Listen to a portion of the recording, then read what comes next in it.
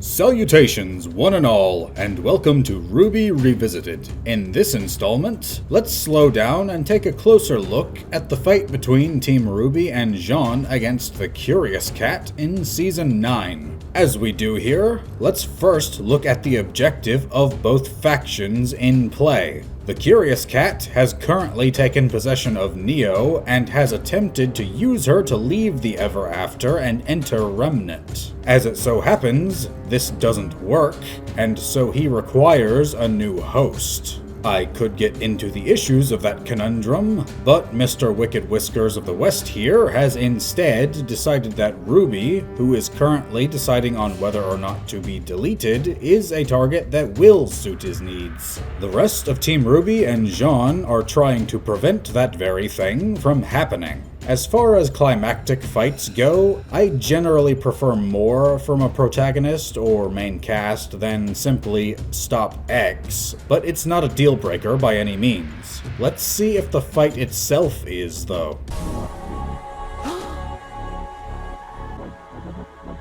Yes! All my work! It's not lost! So the cat has noticed that RWBY is currently undergoing the Ascension process of this land of Ever After. For those who haven't seen Season 9 or have forgotten, then the quick version is as follows. Beings in the Ever After are given a specific task upon their creation. Upon either achieving said task or being put into a position where they cannot complete said task due to circumstances, they can then ascend, where they will be taken to this tree and given a new form and a new task, should their previous one be completed. The horrific part is that their memories are deleted upon doing so. They retain no connection to who they once were. This is, for all intents and purposes, death. What makes you who you are isn't your heart beating or your brain activity. It's your values, beliefs, connections, and more. Those who ascend die, and it would seem that humans and Faunus can also undergo this process. This means that someone who ascends dies, and a new person is born from their demise. Now, I've had many denounce such a claim, but it's simple fact. If I took you, deleted all of your memories, altered your personality to be something completely different, and gave you an entirely new set of values and beliefs, then you would be gone. There would be nothing of you left. Bloody hell, there's nothing left. No. Whatever happens to RWBY is up to her. Not you or anyone else. Then I'll put you in the ground. But instead of wanting to save her sister, Yang and the others give some absolutely bogus philosophy of saying that this is RWBY's choice. Let us recap. RWBY willingly underwent this process after being severely beaten and confessing that her friends haven't been supporting her, not to mention everything that's happened since Season 3. That is self-deletion.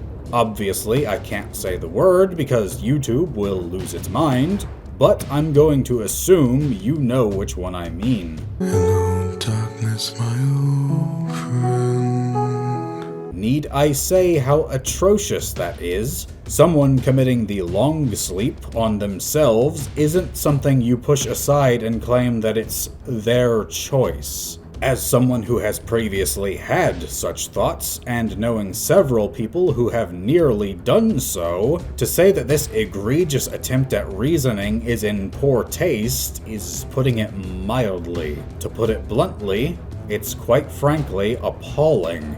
Moving on. Strangely though, the Curious Cat threatens that he will put them in the ground. That's a bit of an odd thing to say, as that alludes to a burial.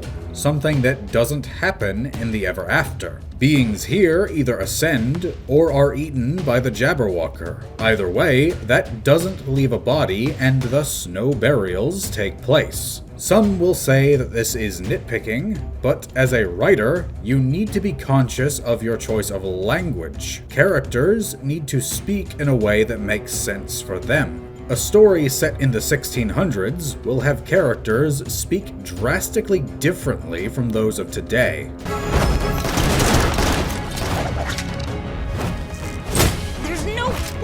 you get to RWBY! But so the fight begins proper, and the curious cat leaps at Weiss, who manages to evade with the use of a glyph. She launches herself back quite far indeed, more than is probably necessary. Creating space is good, but doing that much can possibly leave you too far away to take action. Interestingly, everyone's position seems to have shifted, as the last shot showed us all of the cast shoulder to shoulder. Now, Weiss is alone. Blake then opens fire while advancing, though she had previously been depicted as running out of ammunition several episodes ago. Either she was given some by her teammates, or this is an oversight. While her aim is spot on, a difficult feat while running like that, her attack does little besides irritate the curious cat. Ranged weapons don't seem to be particularly effective most of the time for some reason. Blake then throws her weapon, which wraps around the cat's arm via its ribbon. The problem here is that the end with both the blade and gun are no longer in Blake's possession. She has essentially disarmed herself here.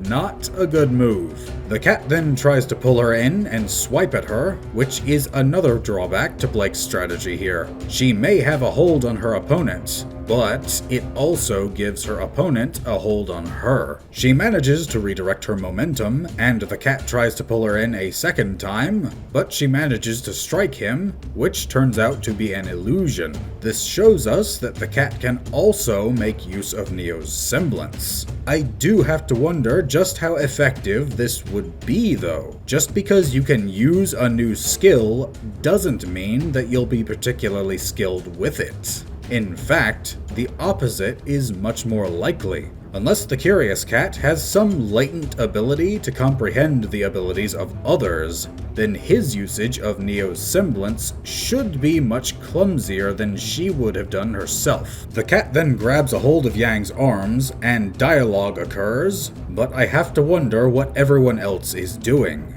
Blake just vanished from the background. Creating fight scenes becomes more complicated the more characters that are present. Unless someone is too injured to continue, abstaining from combat, or completing another objective, every character has to be doing something, unless they're simply bad at fighting. Characters don't stop existing just because they're out of frame. I would also like to point out that Yang simply pushes the cat away, despite the fact that she has her legs and head available to strike with, as does the cat. They both just sort of stand there for a bit. But don't you see? What comes out of that tree might not even be your sister any longer.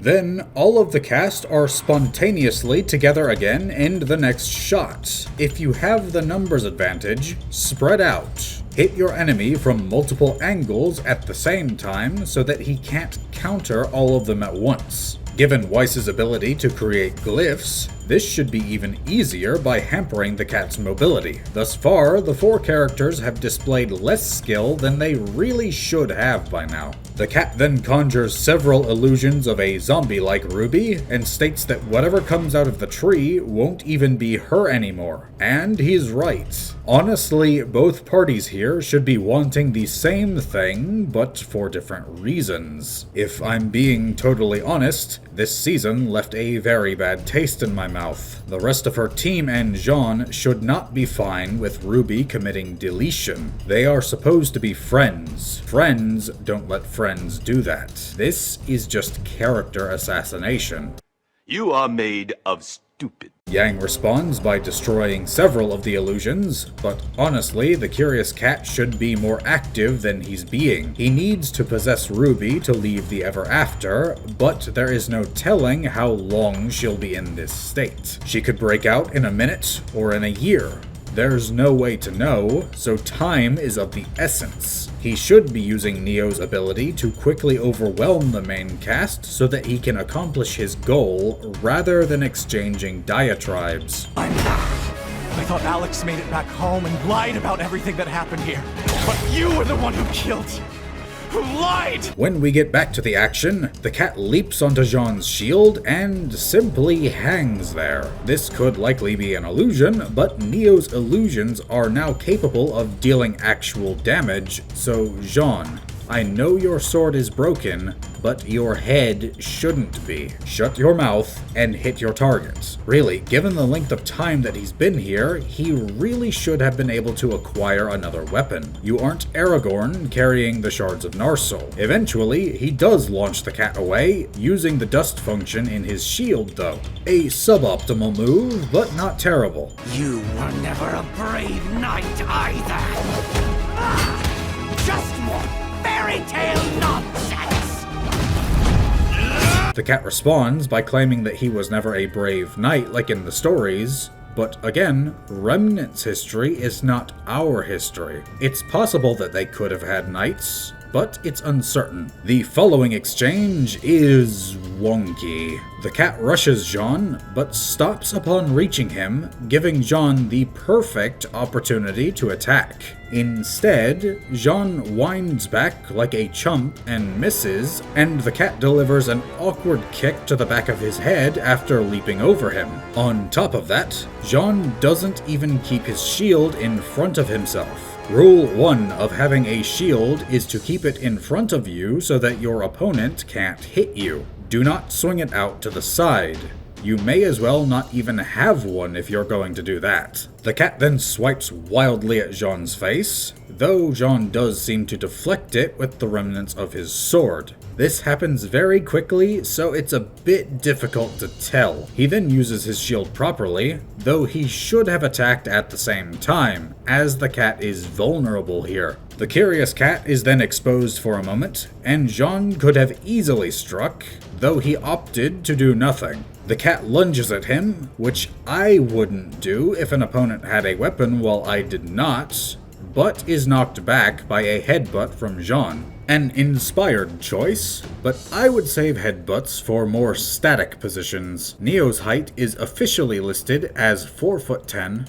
Wow, she's tiny. You are so small! But even so, the weight of a person meeting a headbutt will put a lot of strain on your neck, which I would recommend avoiding. The cat recovers by doing some sick breakdancing moves,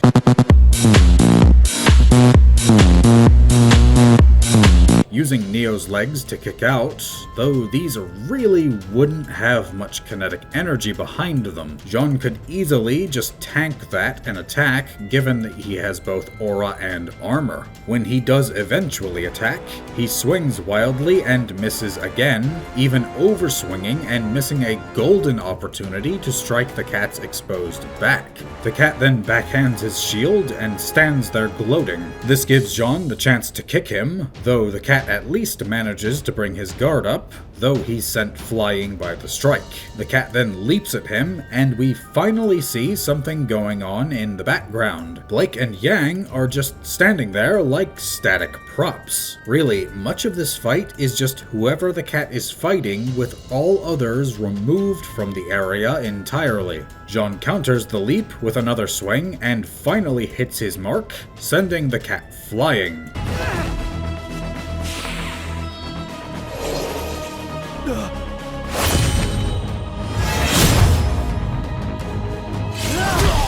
But one success cannot be followed by another, it would seem, and Jaune winds back way too much with his broken sword held in a reverse grip. Come on now, just rush forward and stab. Don't be dramatic. Don't try to save or revenge, just get it done. The cat then transforms into Penny, and Jaune hesitates. You have to be careful with this sort of tactic. Some people might hesitate like Jaune did, but other people could be enraged and fight that much harder. The cat then uses this chance to create an illusion of Pyrrha, which then strikes Jaune across the back before he rises to Neo's feet by kicking him. Given the flash and dramatic pause, this seems like it did some serious damage. Really, it shouldn't have, as even if Jaune's aura was broken, he's still wearing armor. A slash like that wouldn't have done any damage. But we do get to see the others fumbling around with some illusions. Given that the zombie rubies are completely static, then this should not have taken this long.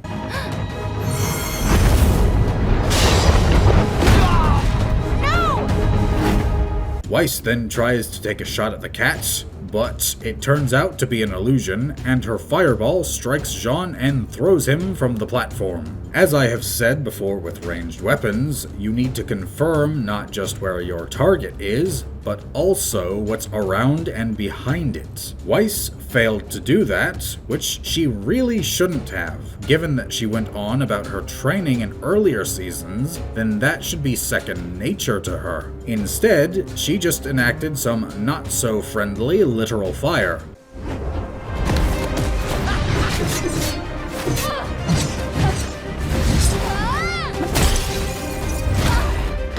When we get back to the action in the next episode, we kick things off with the cat and Blake leaping in from somewhere to meet face to face. The cat moves first with a very telegraphed claw attack. Blake evades the first one, though it appears that the second scores a glancing hit on her, and she takes a third across the cheek, though it seems like her aura is still holding up. Blake, you also have the power of illusions. Perhaps you should use them and help counter this thing. She then just stands there as the cat attacks her with a leaping slash without making any attempt to counter. She's just standing there and letting the cat attack over and over again. We then get a close-up where she evades twice more, and I have to wonder if the cat is just toying with her. Where is everyone else for that matter? Finally, Blake tries to attack, but evades in an obvious motion and winds her attack back and even yells to top it all off. So, surprise, surprise, the Neo she hits is an illusion, but then Blake just stands there in shock in an extremely vulnerable position. Stand back up, take a stance, and get your guard up. Don't just lean over with your mouth hanging open like some kind of distressed anglerfish. Do something! Whoa! Anything! This gives the curious cat time enough to leap up and do a flipping kick that sends her flying.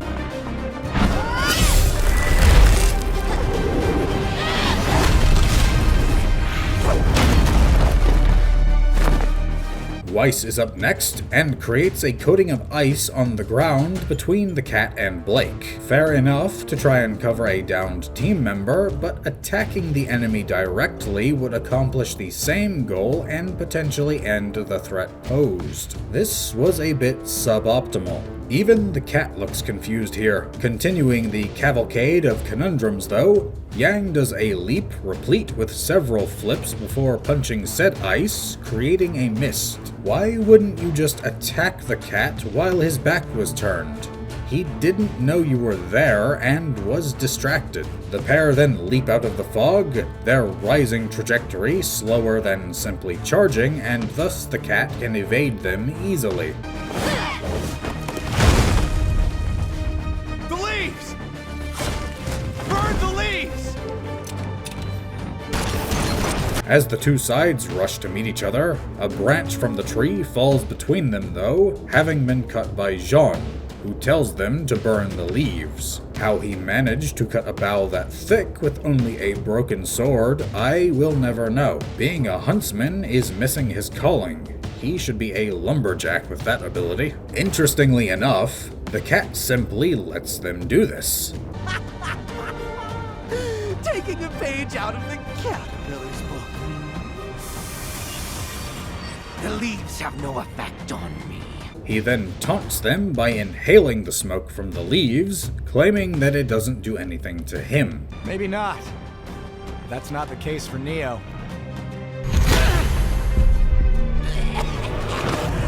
Jaune then counters by telling him that while that may be true, the same is not the case for his current host. This goes back to what I was saying before.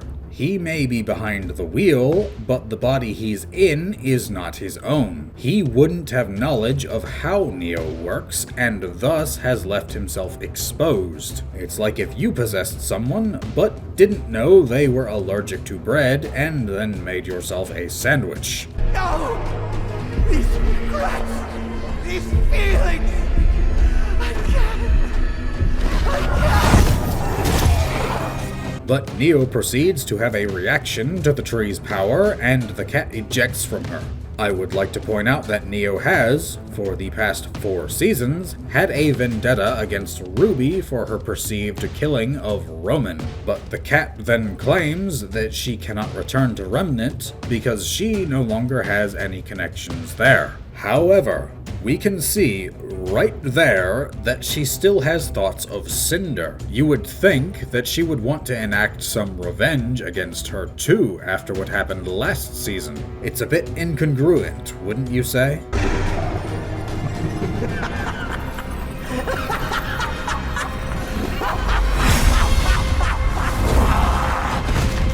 The cat has now adopted a much more sinister form than that seen before. I will also point out that this would probably have been a better option to begin with rather than Neo. I say this because the cat was seen multiple times before to separate himself into halves with no ill effects, so I have to wonder if weapons would even hurt him in his true form. He then leaps at the group, sending them all flying as he lands.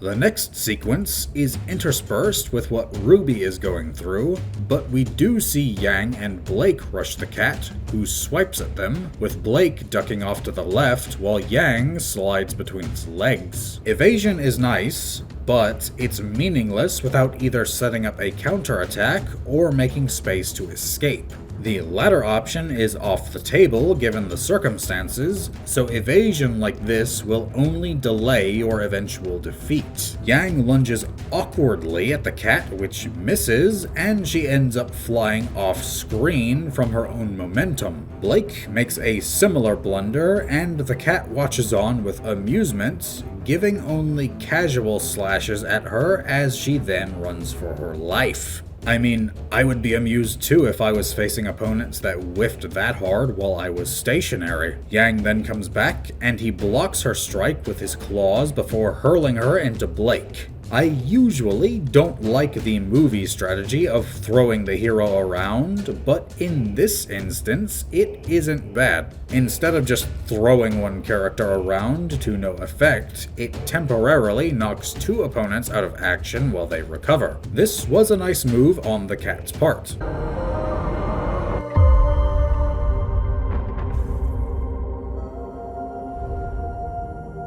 Jaune then flubs his chance by rushing the cat with his guard down in a leaping overhead attack and eats a punch to his midsection for it. Where's your shield?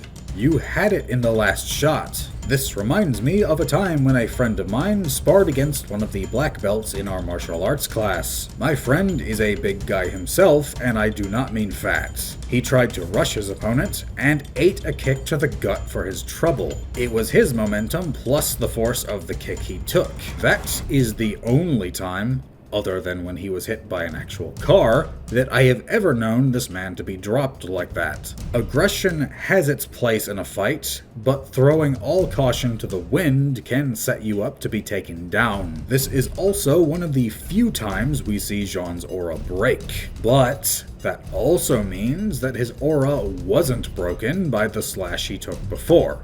Huh? A little odd that amounted to absolutely nothing, but c'est la vie. His jackalope mount even rushes in to try to defend him, and a mount could have potentially helped out before. Why were you not using the tools available to you, Jaune?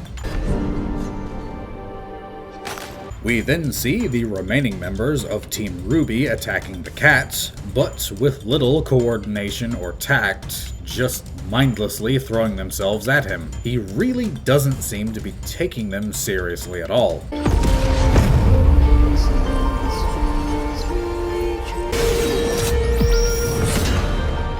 RWBY!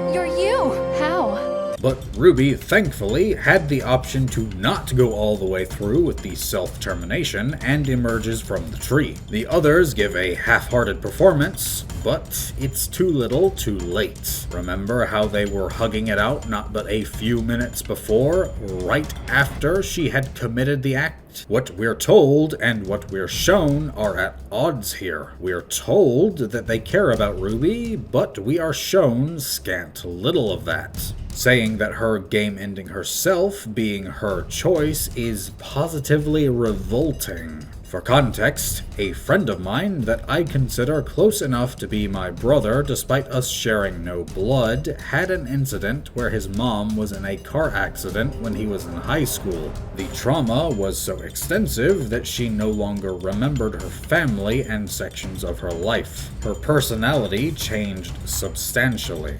Who she was before isn't who she was after. The ascension of this tree is much the same. Those that go through with it cease to exist and someone new walks away in their place. RWBY fortunately had a second chance, but to say that Ascension isn't nightmare fuel is simple denial.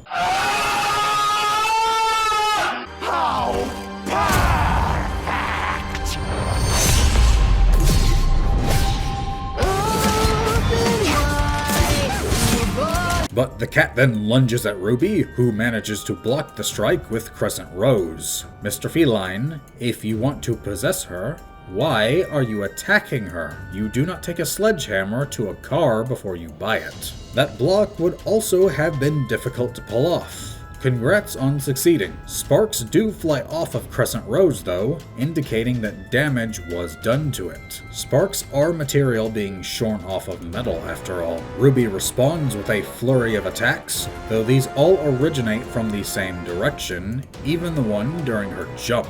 That's the downside of a weapon that large. You won't be able to redirect it easily. This would let the cat know that each attack is coming from the same side, making defending easier. RWBY then launches herself at him via shooting behind herself, and the cat leaps over the weapon to dodge the strike. RWBY then evades his counterattack with her semblance. As the cat tries to seize her, she strikes it in the chin with the back of the scythe's head, which is a great way to deal blunt force damage, something we seldom see from her. I approve.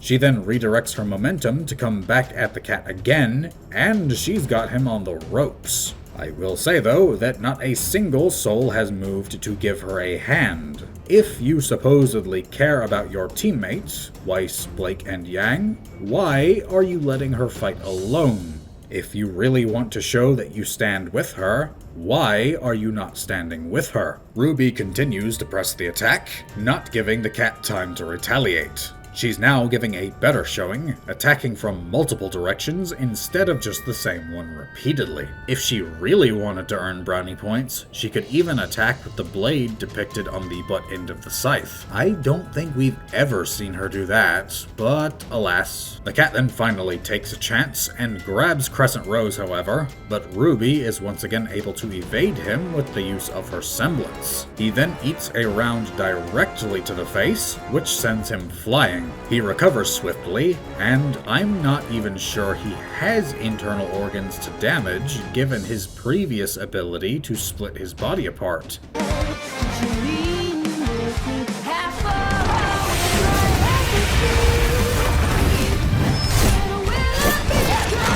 But now he's between the four members of Team RWBY, though only one of them has managed to pose a threat to him thus far. But he now demonstrates a breath attack, something that he had not used until this moment. Just what exactly was he capable of? When creating this being, why did the gods give him this power when he would have no need of it for his role? Blake then makes the next move as RWBY dodges, and the cat botches his attempt to redirect his breath attack to hit her, forcing him to evade her strike. He swipes at her, but is then blindsided by Yang, whose attacks seem to be effective now when they were not previously. Her hair is even glowing, showing that she has activated her semblance. Why were you not doing this prior to now? You could make the argument that she was trying to avoid gassing herself out, but that won't help if you get taken down before you get the chance to use that saved aura and stamina.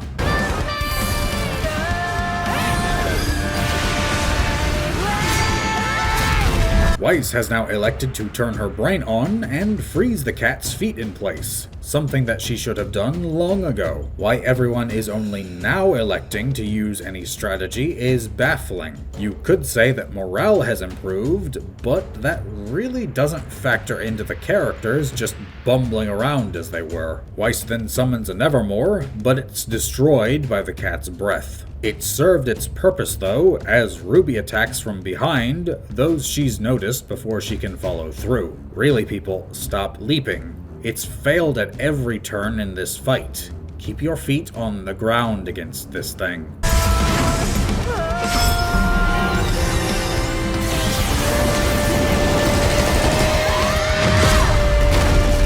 But the cat is then contained within a cube of glyphs, and the 4 members of Team RWBY bounce around it like ping-pong balls of colored light, and we can't really see what's happening before they conclude the fight by all striking the curious cat at once.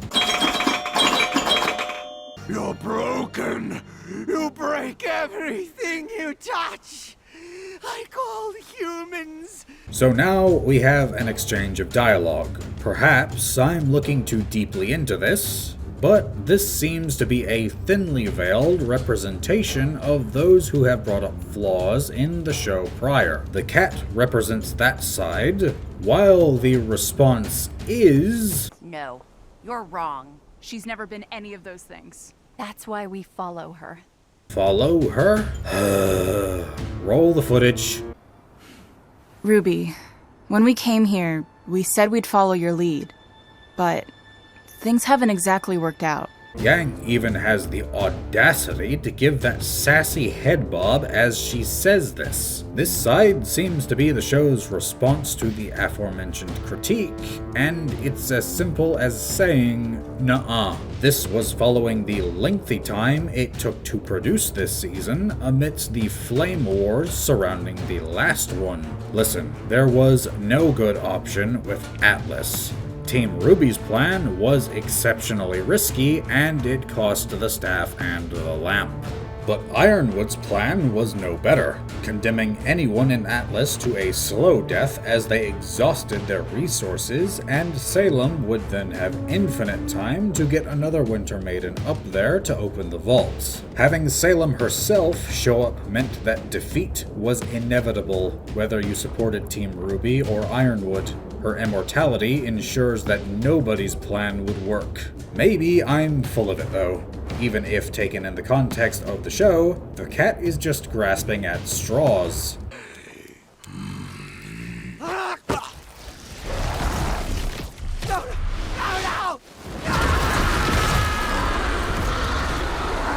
The 4 then move past the cat, who tries to attack them while their backs are turned. This is why you do not leave enemies in a state in which they can still take any action. The cat is too dangerous to let live, and it almost cost them dearly. Thankfully, Neo of all people does the right thing and summons Jabberwockers to consume the cat, ending his threat forever. Good job. But that concludes this fight. Really, a lot of the characters just seem to have their minds switched off with how they were performing and were warped out of the scene many times so that it was just the cat having a one-on-one. This should have been a fast-paced brawl with everyone bringing everything they had to the table. Instead, we got a lot of mediocrity. RWBY had the best showing, but she only came in at the end. But what did you think of this fight? I personally didn't care for Season 9, but if you did, great! Leave your thoughts in the comments below, leave a like on this video if you're so inclined, and subscribe to see more. I would like to thank you for watching, and may you all have a weapon in each hand.